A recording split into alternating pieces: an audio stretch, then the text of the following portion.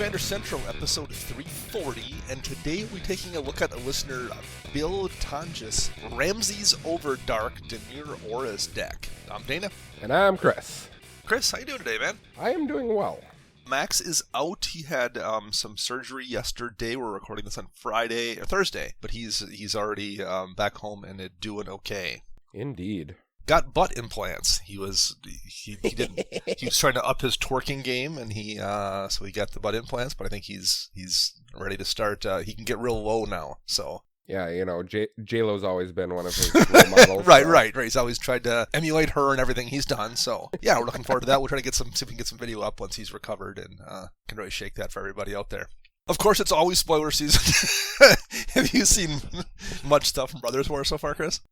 I've seen a few things popping up here and there, but it's just, there's so much stuff. I mean, between Magic ends. 30 and all this other stuff, I'm just like, nah, I can't do it right now. I'm just waiting for the whole set to come out, and then I'll go through it and look at it and see what's going on. I did a little bit, but yeah, the last day or two I've just been busy and haven't had a chance. And now it'll be you and Max next week because I'm heading to the Commander Summit in Salt Lake City, so I will not be around for next week's show. But oh, you can remote that? What are you doing? So I'm starting to get a little bit ready for that, a little bit of that traveling. Okay. So I've never been to Salt Lake City. I'm kind of looking forward to it. I had a bunch of the Pokemon players went down there for regionals a couple weeks ago, and they had fun. Two of them fell down a mountain. It was quite amusing when I heard the story. Because we're all nerds and we don't have the proper shoes and whatnot, and they're climbing up this mountain and just like slid right down the shale or gravel or whatever it was and just took diggers. So. Well, I got a message yesterday from our CIO who's like, "Hey, I saw in the vacation calendar you're off next week for a day or two because you're going to Salt Lake City. So here's something I need to warn you in advance." And I was like, "Okay."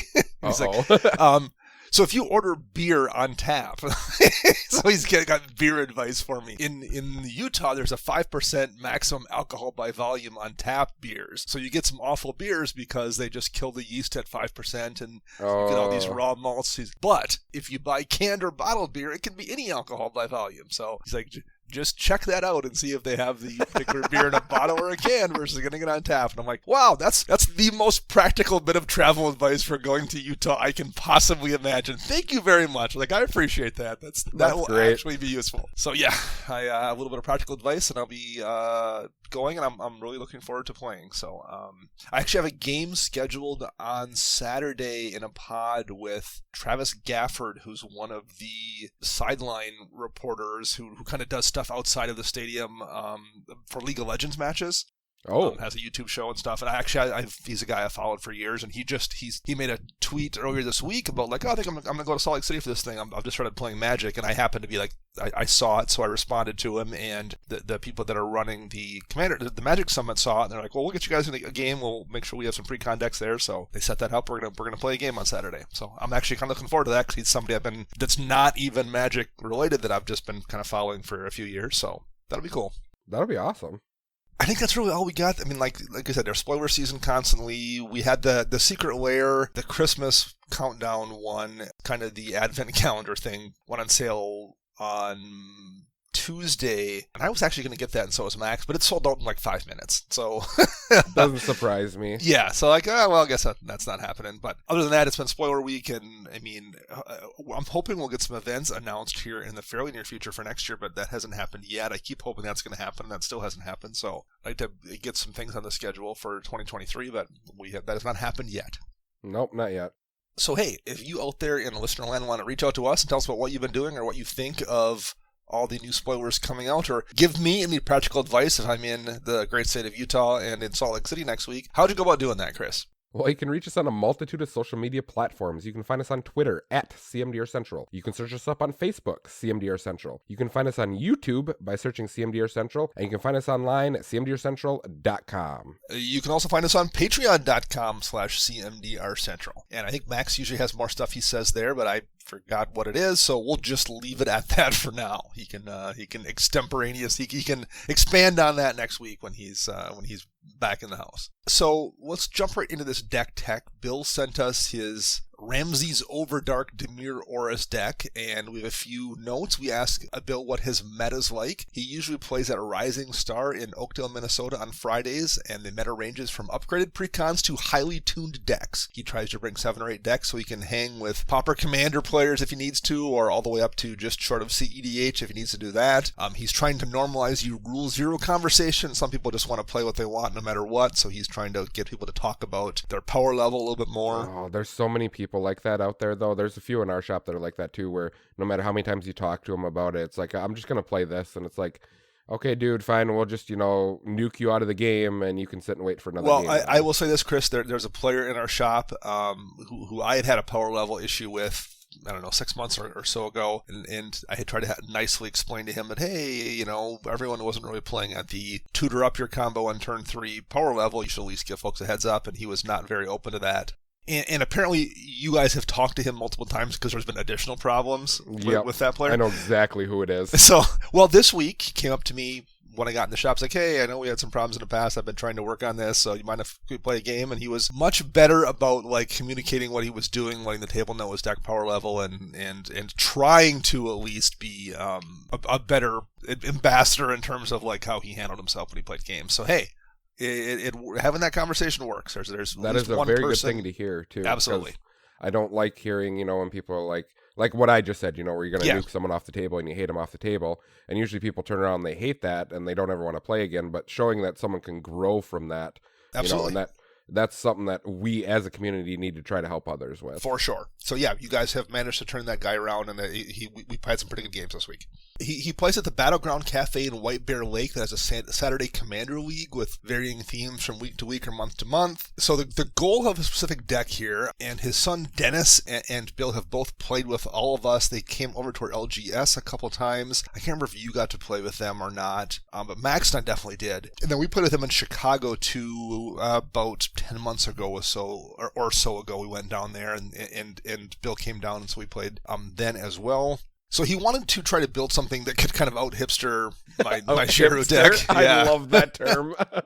He's never been a fan of blue, so this kind of made sense. It was giving him a chance to play a card he's had forever, but he's never got a chance to use. He's never actually seen Ramsey in a deck, so it hit a couple things. He got to play kind of a hipster commander, play colors he didn't play, and use an old commander that he had lying around. So he did a deep dive into Scryfall searches to see if he could build a deck around Ramsey's Overdark. Yeah, so the goal of the deck is to destroy opponents' threats with the jank and obscure Dimir auras that make other players, ask what the card is to be read out loud. Like, I've played games like that where someone plays a card and I'm like, wait, What is that? And then they have to explain it to you.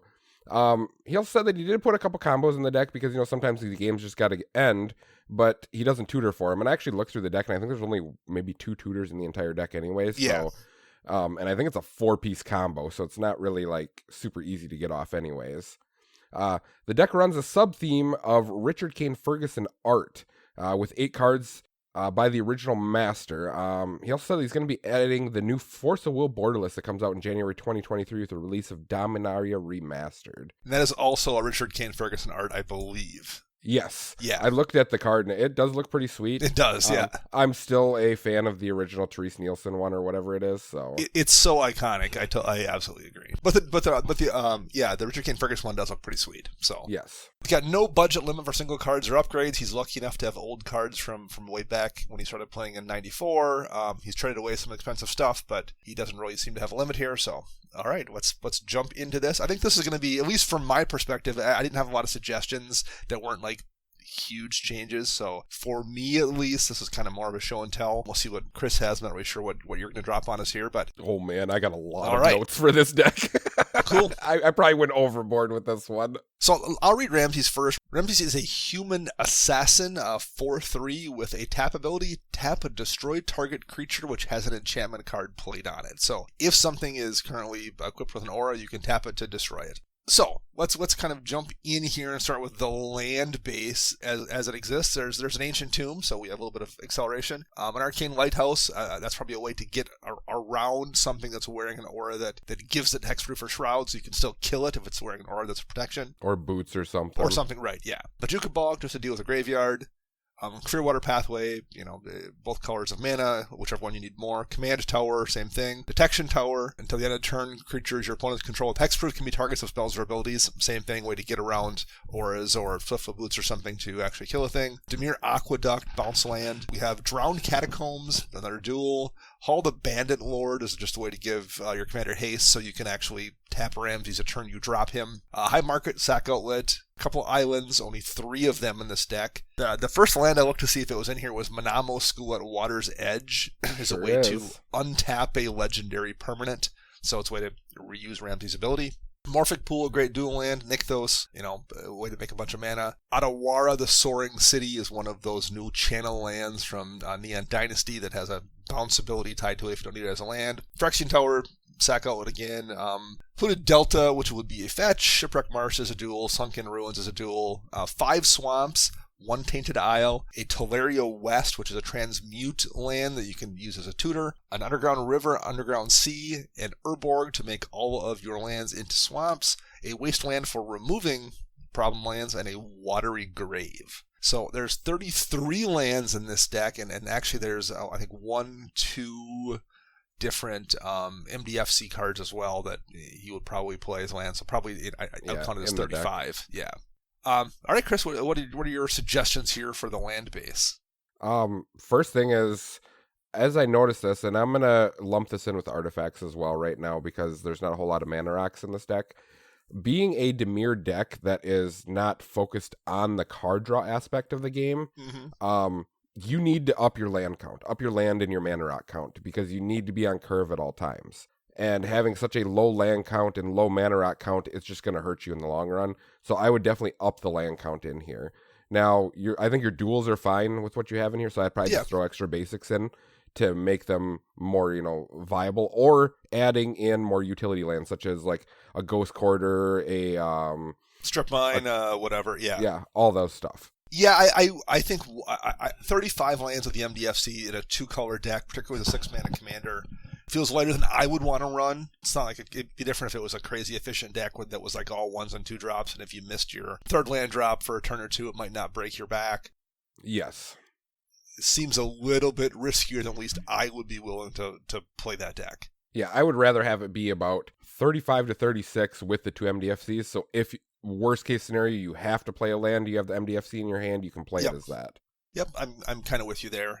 And you did mention card draw. You could, if you wanted a little bit of that. Obviously War Room is a card that I'm a big fan of. Pay 3 mana and life equal to your number of colors in your commander's identity to draw a card. So, 2 life, 3 mana to draw a card. If you have nothing else to do with your mana at the end of the turn, I'm a big fan of War Room. This is a deck where Bonder's Enclave is also 3 mana to draw a card, but it doesn't ding you for life. The difference is you have to control a creature with power 4 or greater. In this case, your commander is just always going to qualify for that.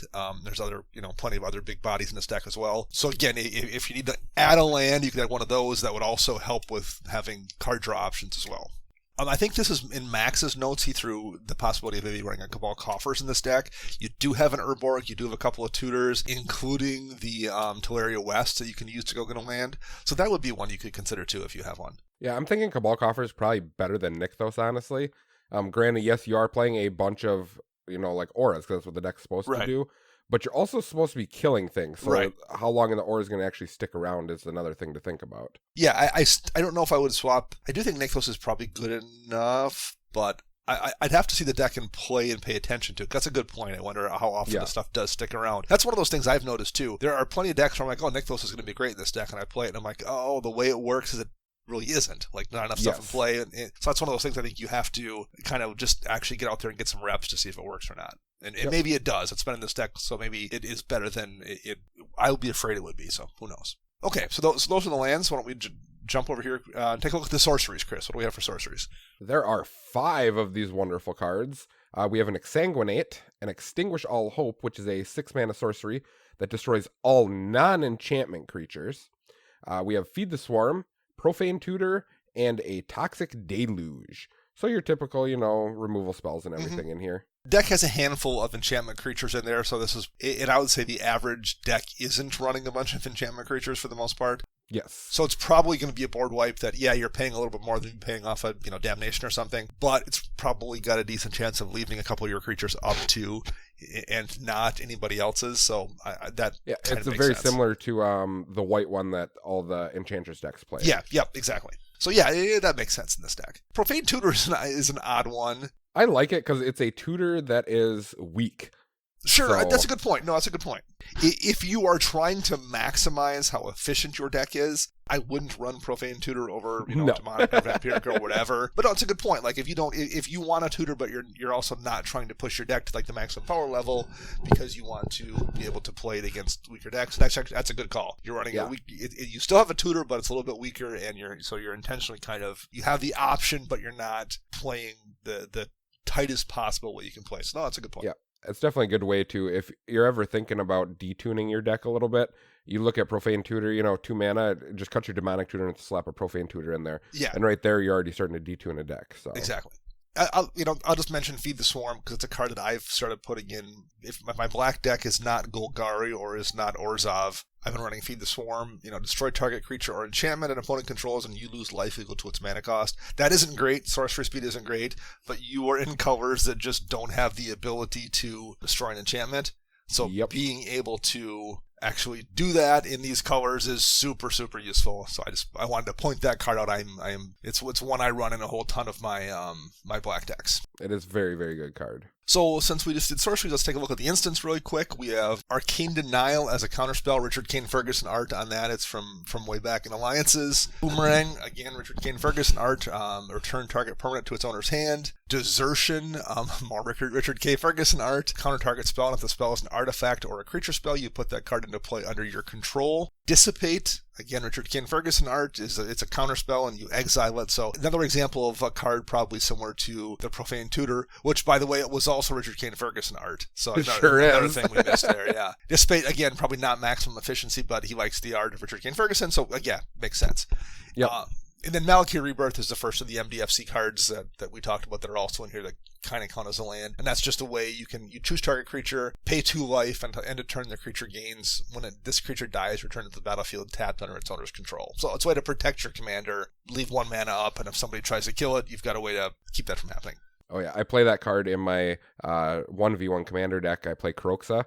So you cast Kroxa from the command zone, you have to sacrifice them at end of turn, and you're like, Malakir Rebirth them, and then bring them back, and you're like, whoa! The one note I have here, I actually quite like Malakir Rebirth. I just wonder if you wouldn't, like, it's one thing to be running Dissipate when you want the Richard Kane Ferguson art. It's not the most efficient spell. Malakir Rebirth, I feel like I might be tempted just to run a counter spell in that slot. Like, just run a Swan Song or something, but I don't think it's a huge deal, but I think the amount of time, like, you can stop the same stuff for the most part, I guess. This will get around a board wipe, and a Swan Song won't stop a board wipe, other than countering the whole board wipe. It would be different if your commander had an ETB ability, so sometimes you're like, oh, I want you to kill it, and I'm going to let it come back into play with the Malakir Rebirth and get the ETB. This one doesn't, so I don't. That's just maybe a matter of personal preference and play style, though, so. Yes. I have a few instances, that I thought were pretty cool for this type of deck. Sure. There are 2 cards. There's a card called Aura Finesse, and there's a card called Enchantment Alteration. Both of them are a single blue for an instant that allow you to move an enchantment from one permanent to another. Oh, yeah. As long as they're legal enchantments.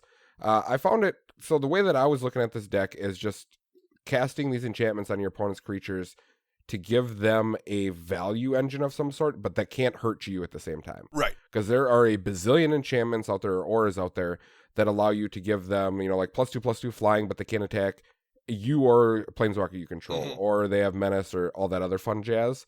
So why not do that? And then you can do this at instant speed to suit up a creature of their side, and just when they're attacking someone else, and just be like, okay, now I just hit lethal for that guy, because I moved all the enchantments over. Yeah, no, that's a good call. I like that. It also fits the theme of, so you want to kill something. It's like, well, okay, so I have this suited up here. They just played a super big threat. I can Aura Finesse this Aura from here to kill it. Yeah, so, I like that. Another one that I had, this is actually a newer card. It's called Stinging Study. Yeah. It's a 5 mana instant speed in black, 4 and a black, to draw cards and lose life equal to the CMC of a commander you control or that is in your command zone. So you draw 6 cards and lose 6 life. Because your commander's 6 mana. I mean, that's just ridiculous. For 5 mana at instant speed, especially. Yeah, when you're playing a high CMC commander, I would highly suggest looking at a card like this. Yeah, I love Stinging Study. Big fan of that card. And the fact that it, like, the problem with your Soul's Majesty kind of effects in green, there's a few of those things in green where you draw cards equal to the highest power of a creature you control. Someone can respond to it. This I really can't, because even if they blow it up, then it's going to go back to your command zone, and or you haven't cast it yet. Even if you haven't cast like on turn 5, you cast that. That's probably the perfect time to do it, too. Turn 5, you're like, oh, I'm just going to draw 6 cards, and it's in the command zone, who cares? And the next turn you play your commander, and you still have a full hand of gas. Yep. Another card that I saw that I haven't really seen anyone play, and I don't know if it's any good because there's quite a few of them like this, but it's called Razatep Plating. It's a single blue instant that gives everything you control hexproof. It also gives you an amass one, so you get a zombie out of it, but whatever. Now, in blue and black, you really don't have those protections, like colors things, aside from like blink or flicker or stuff like that. So, I mean, this could be an option if you're playing against a lot of targeted removal. It doesn't save you from the board wipes. You're just kind of, up the creek. We're not going to say the word of the creek, but the creek if, you run into a board wipe. Yeah. And again, I think that's one of those ones, like a personal playstyle thing. Do you want to play it that way, or do you want to just have a counter spell and stop it from happening? And I think that a lot of that, I don't think there's a right or wrong answer. It comes down to just how you like to play. Exactly. The one other instant I thought I would mention, because I did talk about Feed the Swarm, you have a Resculpt would be an option. That's another one I've been running a lot in my decks that don't have access to artifact removal. So Feed the Swarm deals with enchantments. Resculpt lets you remove artifacts in blue. It's an instant speed for 1 in the blue, and it's an exile effect. Exile target artifact or a creature, and its controller makes a 4/4 blue and red elemental. So yeah, they get an elemental, but it's not costing you life like Feed the Swarm, and it gives you a way to blow up an artifact in black-blue, which is not something you really have many options to do. And it hits a creature too if you need to. Yes, I like that card a lot as well. A lot of versatility on that, so that's one I'm a fan of as well. I don't know what I would suggest you cut for, but it's one I wanted to throw out there. Yep. Chris, why don't you jump over here to artifacts? Artifacts. Let's see. We have 13 of these bad boys. We got an Altar of Dementia, an Arcane Signet, Black Blade Reforged, Crystal Chimes, which reads, it's a 3-mana artifact for 3 tap sacrifice Crystal Chimes. Return all enchantment cards from your graveyard to your hand. That's pretty good. Mm-hmm. Especially, you're playing in these colors, so you don't really have that recursion like you do in the green-white type of colors. We have a Dimir Signet, a Glaring Spotlight, a Patriarch's Seal. I've totally mispronounced that. I just got this bad feeling. I think it's Patriarch's Seal, I think. Patriarch's, okay. Shadow Spear, Skull of Orm, which is very similar to Crystal Chimes, for 5 and tap. For a 3-mana artifact, bring 1 enchantment card from your graveyard to your hand. Then we have Soul Ring, Swiftfoot Boots, Talisman of Dominance, and 1,000-Year Elixir. And 1,000-Year Elixir, you can untap your creature so you can reuse Ramses, and you can also, it lets you use his ability the turn he comes into play as well. So the only real suggestion I had here, and this is one that's going to play with another suggestion I have later that I'll get to, is Liquid Metal Torque. It's just a 2-mana rock that you can tap for a colorless mana, and you can also tap it to make a thing into an artifact. Okay. So there's almost no downside to it, other than it only makes colorless mana. You could very easily swap out it into the spot of like Talisman of Dominance or something and not probably notice more often than not, because he's got a ton of dual lands in his deck and not that many utility lands. You would probably be okay. It also then allows him to do things like, hey, someone cast a Vandal Blast, and I might as well turn this one random thing into an artifact, so when the Vandal Blast goes off, I get a little bit extra value. Or this deck is, if you run Resculpt that is suggested, that lets you destroy an artifact, well, then you can tap the Liquid Metal Torque to actually turn a thing into an artifact and then be able to hit it with Resculpt in a way you couldn't otherwise do. I'm going to turn your Planeswalker into an artifact, or I'm going to turn this land into an artifact, or I'm going to turn that enchantment into an artifact, or whatever. And then you can actually hit it with Resculpt. I mean, that doesn't happen that often, but again, it's one of those things that just, there's not a ton of downside to having Liquid Metal Torque in here. Agreed. And then I'm going to suggest a card in the enchantment section that will also tie in with this a little bit. So okay.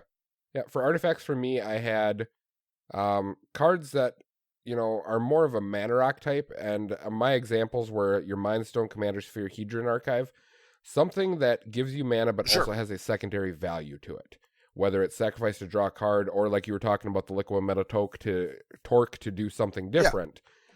That's what I would like to see in here, because you need that little bit of extra oomph in this deck, otherwise you're just going to be 2 turns behind everybody else. Yeah, not a ton of ramp. There's not a ton of rocks in here just in general, too. So yes, your commander's slow, you're playing in colors with a land ramp, and there's not a ton of mana rocks. It probably definitely wouldn't hurt to have a couple more of those in here for sure. Yeah, and I'm looking at, like the good, like, big cards that come out, and you're upwards of the 4 CMC mark, so you need to get up there, and be consistent with it. Other than that, I don't have much to add. I mean, there's a few things, glaring spotlights in here to remove hexproof again from stuff so you can hit it with an aura. Same with Shadow Spear. Yep. So they make sense. Skull of Orm is probably not very good. That's a lot of mana, 3 to play and then 5 to use to bring an enchantment back from your graveyard, just your hand. But I would bet it's just he's running it because it's a cool old card and you never see it. So I'm not going to tell someone not to do that. I respect that. Yeah, I mean, I would be fine with it if the deck was focused more on the destruction of things that have auras attached to them, where there's more removal spells, more other stuff like that. So then you need to be returning those auras as much as possible. Yeah. But that is highly mana intensive, and we don't have the mana, already built up for that. Yeah. Okay, so we'll just do creatures here before we get to enchantments. A lot of times we do those last, but this is a deck that cares about enchantments for the most part, so. Sure does. Agent of Erebos, enchantment creature when it ETBs or something else ETBs because it has Constellation. So whenever an enchantment comes into play, exile all the cards from target player's graveyard. So you're playing a bunch of enchantments. This is just going to be another enchantment creature that will survive Extinguish All Hope. And whenever you play one of your auras, you're going to keep people's graveyards cleaned out. So this is just a thing that's going to keep anyone from doing much graveyard shenanigans. Perfect card. Yep. There's Aphenia, the Cacophony, flying, again, enchantment creature, and at the beginning of your end step, you can exile an enchantment card from your graveyard, and if you do, you create a 2/2 black zombie creature. I don't know how often that's. I think you're not going to have that many enchantments in your graveyard, because a lot of these kind of self-recur, but it's an enchantment creature that will survive, Extinguish All Hope. It's got flying, that's still not a bad pick. Bladecaster, it doesn't have Constellation as a keyword, but it kind of does. Whenever you cast an enchantment spell, you may have target creature get -2/-2 to end of turn. So it's just going to sit there, and as you're doing the thing you're doing, you're going to be able to take out some small creatures, or if you're going to cast 2 or 3 enchantments in a turn, maybe a big creature. Yep. Clever Impersonator lets you just make a copy of any downland permanent on the battlefield. That's almost always useful. Dominating Listed. This is one of those lists that have that activated ability. Yeah. So it lets you take control of a thing when it can become a creature. Doomweight Giant Constellation, whenever it or another enchantment comes into play, creatures your opponents control get -1/-1 till end of turn. So very often you're going to be able to give them, -2, even -3 sometimes on some turns if you play 3 enchantments. Really good card in this kind of deck. Erebos, God of the Dead, indestructible enchantment creature, and it's a way to draw cards and keep your opponents from gaining life. Yep. Fate Stitcher, a way to untap your commander. Grim Guardian and Hateful Eidolon are both enchantment creatures with Constellation abilities. Grim Guardian's case, whenever an enchantment comes into play, your opponents lose a life, and Hateful Eidolon, whenever an enchanted creature dies, you draw a card for each aura you control that was attached to it. So that feels like that was just made for Ramses, since you're... Oh, it sure was. Killing stuff with auras on it. Iridescent Drake, when it comes into play, return target aura card from your graveyard to play Enchanting Iridescent Drake, so you just get to bring an aura back into play. That's another reason to maybe run the aura swap kind of effects you were talking about, Chris. So You're going to bring your auras back in. Plenty of them are ones that you don't necessarily want on your creature, but then you can move them around. Mirror Home Mimic, you may have it ETB as a copy of any creature in the battlefield, but it's a spirit addition to other types, so just a good copy effect. Protean Thaumaturge, I probably said that wrong as well. Constellation, whenever an enchantment enters battlefield under your control, you may have it become a copy of another target creature, except it also has that ability. Root Water Matriarch, you can tap it to gain control of a creature as long as it has an enchantment on it. Root Water Shaman, you can play auras whenever you can play an instant. That's very useful in this deck. Royal Assassin, just a way to tap to destroy a tapped creature. Probably not that good, but it's cool.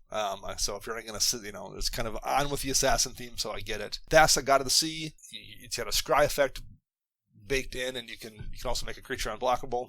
And last, Thought to Render Lamia, Constellation again, and it's also an enchantment creature. When it or another enchantment ETBs, each opponent discards a card. So you're just going to get value over doing the things you were already doing. Yep. Again, I there's plenty of creatures you could run in this deck that are good, probably better than some of these, but I don't want to shake the theme up either. Yeah, I could definitely, Consecrated Sphinx is a great card, and it's going to probably do you more good than Royal Assassin, but I'm pretty sure Bill knows that. So I don't know. He's clearly running Royal Assassin because he wants to run Royal Assassin, and I get that. So I didn't have many suggestions here. This was it's a creature suite that mostly makes sense with the deck he's playing. Was there any from you, Chris? No, not overall, because the way that I see this deck is it is more of a I'm going to sit back and let my opponents kill each other, and I want to be the last person on the field. Yeah. So, and that's what I like about this, because there really is no big beater win con. Yeah, you got Doomwake Giant and stuff like that, a couple of big guys that you can beat with, but that's pretty much all you got going for you. Yeah, end of the game, you have an Exsanguinate you can cast if things get down to that point and just kill everybody and win the game, and there's a few of those kind of effects, but yeah, you're just going to keep from drawing anyone's attention. Yes. Well, let's look at the enchantments then, Chris. What do we have here? There are 25 of these. Yep. So we have Arcanum Wings. This is an enchantment that gives a creature flying, and it has aura swap. Let me see. So it says with an aura card in your hand is how you swap it. So it's not actually swapping it with anything that's on the battlefield, which is pretty interesting. I kind of like that. I do too. Casting of Bones. If enchanted creature would be put into a graveyard, draw 3 cards, and then choose and discard one of those cards. That's actually pretty good too. We got Chime of Night.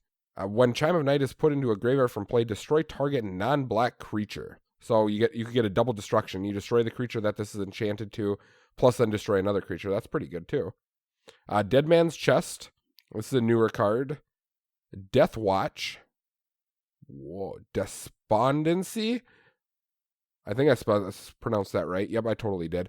Enchanted creature gets -2/-0, and whenever Despondency is put into a graveyard from play, return Despondency to its owner's hand. So there are going to be a few of those that are like that in here, that when the aura disappears, it comes back automatically to your hand. So, I mean, recursion is always beautiful in this type of deck. Dragon's Wings gives a creature flying. It has cycling, and then it has the same ability where it returns. Eldrazi Conscription. Everybody knows that card. It's horrible, and everyone hates it. So, yeah, way to go. I like it. I like it a lot. False Demise. So this is a 3-mana aura from Alliances from the looks of it. And it says if enchanted creature is put into a graveyard, return that creature to play under your control as though it were just cast.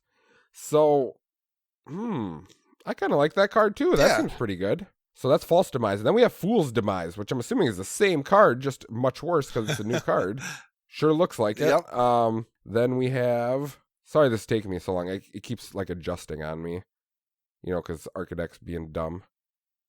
There we go. I'm just going to read them off then from here. We have Glistening Oil. Launch, right? Yep, Launch. Nurgle's Rot. Yep. Weeblet. I can't read this one. What it says doesn't do what it does, because it was one of those cards that the text had to change because it was so convoluted. The Oracle version of it, when it enters the battlefield, target creature phases out until it leaves the battlefield, and then tap target creature when it phases back in. So it did a bunch of convoluted things, and now they're like, we're just going to have the thing phase out when it comes into play, then phase back in tapped. Okay. Next card we have is Permanence Aura, Private Research, Public Enemy, Rhystic Study, Screams from Within, Shades Form, Sleeper's Guile, Slow Motion, Tammuz Completion, Unhallowed Pact, and Unholy Indenture. Okay. So a lot of those that you haven't heard of before. So we'll take the one Chris just read, Unholy Indenture. 2 and a black, enchant creature. When enchant creature dies, return that card to the battlefield under your control with a +1 counter on it. There are things that do things specific to this deck. So, okay, you're going to play that on a creature, you're going to kill the creature, and you're going to gain control of it. Yes.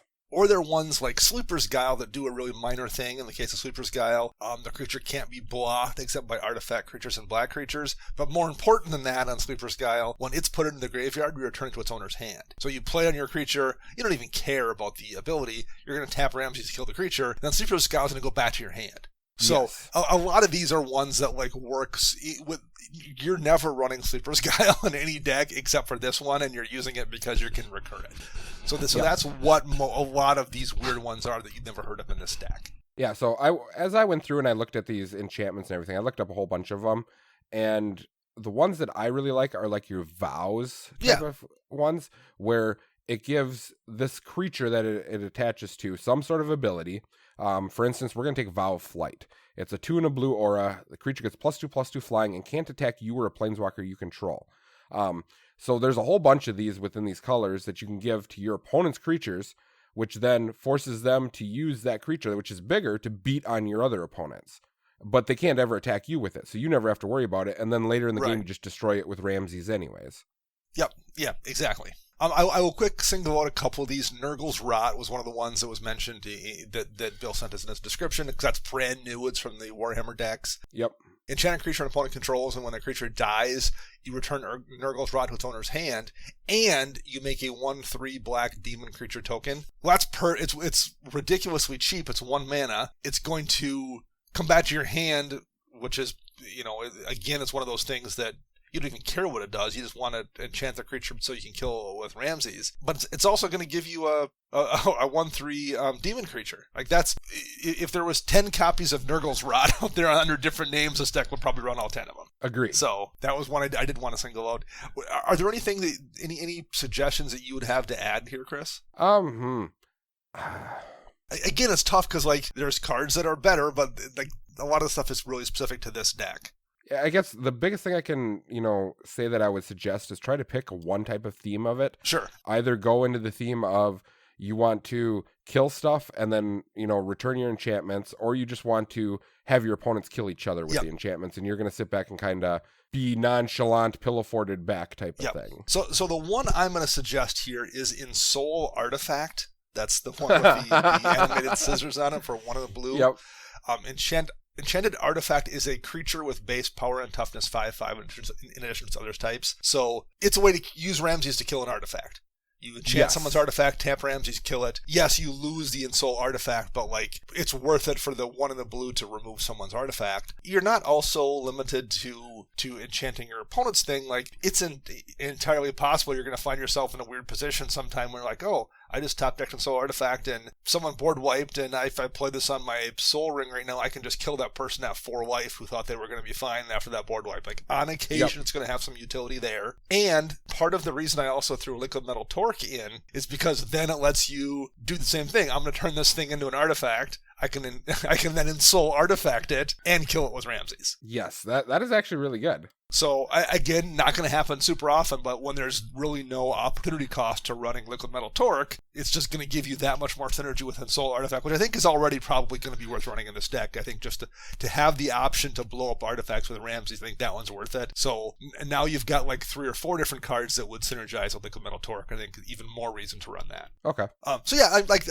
Those were my only real suggestions. This was much more of a show and tell to me, because there was not a lot of stuff that I felt like was outside of the bounds, or that was within the bounds of what he's doing, but I do think definitely Ensoul Artifact would fit. There's a couple more things that do something similar that let you animate artifacts, but that was the best, more efficient one. I would start trying that, and maybe like it will work well enough for you. Bill would find he wanted to add 1 or 2 more of those effects. But anyway, that's where I would start, would be with Ensoul Artifact, to try that out. Yep. The only other thing I can really suggest for this deck is, if you're going to play hard onto the Ramses theme, you need to get more protection in here for Ramses. Like, I would start cutting a few of the creatures out and putting in actual protection cards, more counter magic, Swiftfoot Boots, Greaves, anything to keep Ramses alive so you can just destroy everything on the field. I tend to agree with that. Yeah, Dominating Listed's cute. You're going to take control of stuff sometimes. Like, there's a few of these things that are fine, but I would much rather have a way to keep that commander alive and in play than I would to have something that's mostly just cute, like Dominating Listed or something. Yes. So that's where I would make a couple cuts too. I have plenty of decks that are running like 13 or 14 creatures with no problem. Yeah, me too.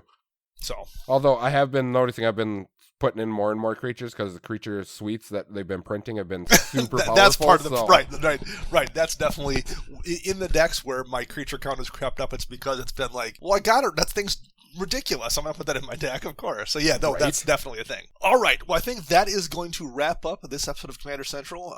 Hey, thanks a lot, Bill, and thanks for coming to play with us. The few times we got to play with you, you're always a good dude to get games in with, and so is your son. And we will make it a point this year. We'll do something this year, Bill. We'll either get to the cities at some point, or take a trip over here sometime that's convenient for you, or we'll do something. We'll get some actually in-person games in as well with you. Yeah, because definitely the cities is only a quick day trip for us. So same thing Yeah, it's been interesting. People like Bill or Sieb, who we had as a guest 2 weeks ago, that are they're not local, but they're not far away either. It's been cool being able to play games with people like that are listeners, and they're close enough that we can actually do something. So we will definitely make sure we get a game with Bill here in the 2023 at some point. So, all right, that is going to be it. I am Dana. You can find me on the Twitter birds at Dana Roach. You can find Max at CMDR_Max. You can find Chris at WiseSquishy1. Our show is edited by Rafael Garcia. You can find them on the Twitter birds at Ursa Bearwalker. And our podcast theme is Retro Future Dirty by Kevin MacLeod, licensed via Creative Commons. We'll be back next week with a new show. Until then, I'm Dana. And I'm Chris.